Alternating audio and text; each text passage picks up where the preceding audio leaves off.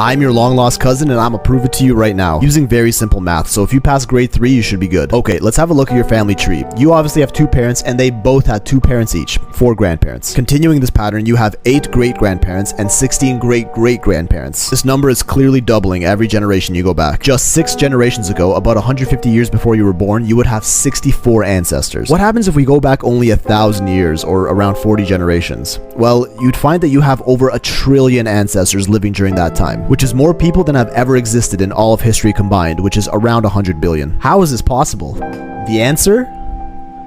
Incense. Some good old Alabama love. We didn't have cars, planes, or Tinder for the majority of civilization, so people would have no choice but to mate with other people from their local tribe or village. Which also means not all of your ancestors are unique to you and your family. If you compare your family tree with mine and we go back far enough, eventually the trees will intertwine into a web and we'll run into a common ancestor between us. That's a guarantee. Meaning, we're distantly related. Same goes for every other human on Earth. And it doesn't stop at just one ancestor. The further we go back, the more common ancestors me and you end up having. Take this back far enough and we could trace back a single common ancestor among all 8 billion people in the world, known as the MRCA, the most recent common ancestor, who according to some crazy analysis lived somewhere in East Asia around 300 BC. We can eventually even trace this all the way back to the origin of humanity. So if you never have kids, you're literally the first person in an unbroken ancestry chain going back hundreds of thousands of years to fail to do so. But no pressure, right? And guess I'll see you at that next Christmas dinner, cousin.